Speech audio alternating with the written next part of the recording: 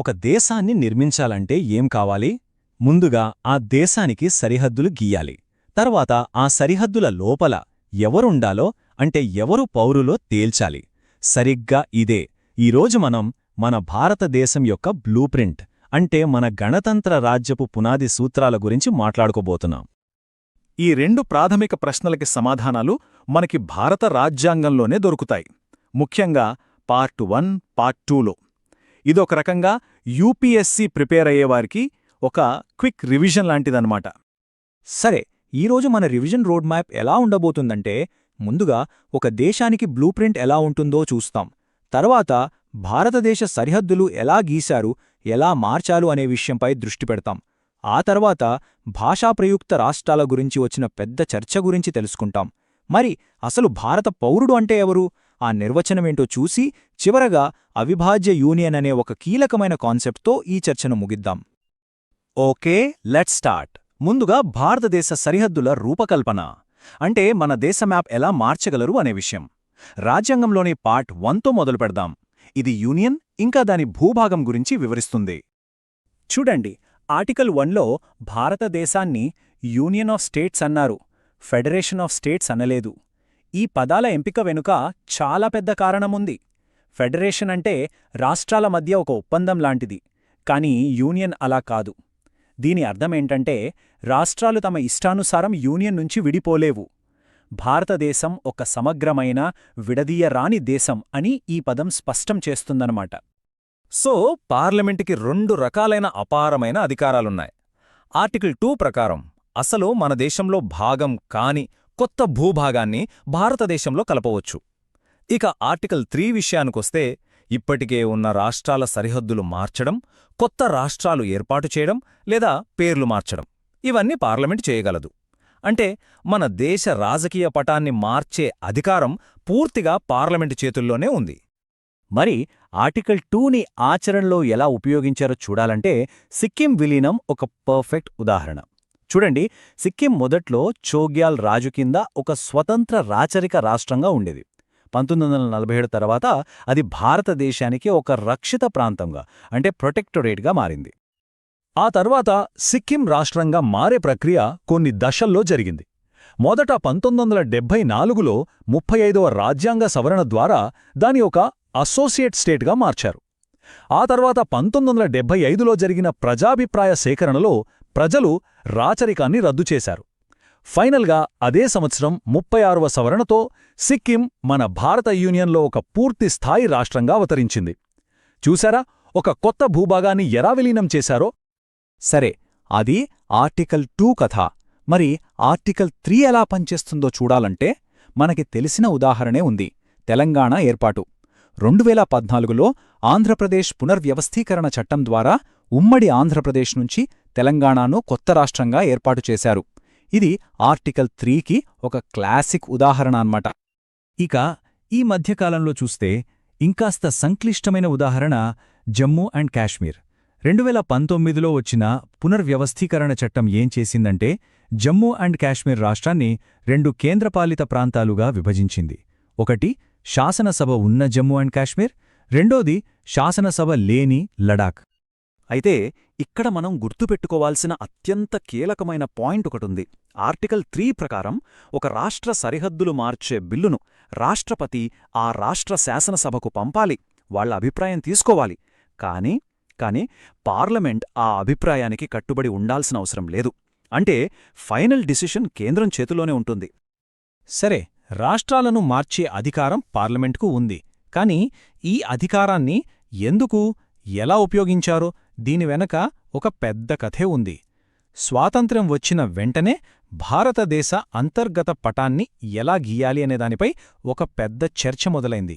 అదే భాషా ప్రయుక్త రాష్ట్రాల చర్చ. ఈ టైంలైన్ గమనిస్తే ప్రభుత్వ ఆలోచనా విధానంలో మార్పు స్పష్టంగా కనిపిస్తోంది. 1948లో ధార్ కమిషన్, ఆ తర్వాత జేవీపీ కమిటీ, ఈ 2 కూడా భాషా ప్రాతిపదికన రాష్ట్రాలు వద్దన్నాయి. పరిపాలనా సౌలభ్యమే ముఖ్యమని చెప్పాయి. కాని పొట్టి శ్రీరాములుగారి ఆత్మార్పణ తర్వాత ఆ ఒత్తిడికి తలొగ్గి 1953లో ఆంధ్రను మొదటి భాషాప్రయుక్త రాష్ట్రంగా ఏర్పాటు చేయాల్సి వచ్చింది. ఆ తర్వాత 1956లో స్టేట్స్ రీఆర్గనైజేషన్ యాక్ట్ ద్వారా భాషను రాష్ట్రాల ఏర్పాటుకు ఒక ముఖ్య ప్రాతిపదికగా అంగీకరించి 14 రాష్ట్రాలు 6 కేంద్రపాలిత ప్రాంతాలను ఏర్పాటు చేశారు. అయితే ఇక్కడ ఒక ముఖ్యమైన విషయం గమనించాలి.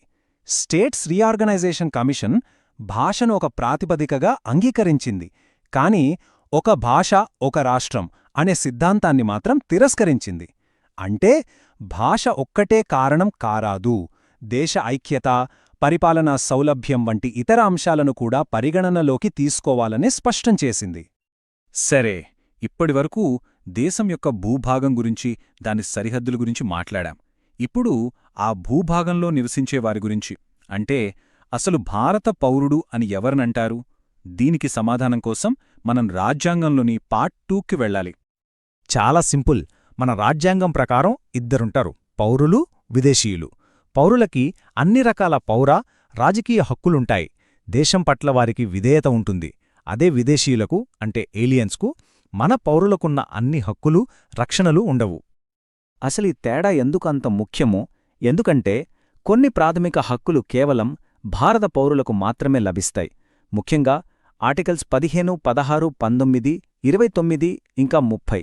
ఇవి వివక్షతకు వ్యతిరేకంగా, సమాన అవకాశాల కోసము, ఇంకా సాంస్కృతిక విద్యా హక్కులకు సంబంధించినవి.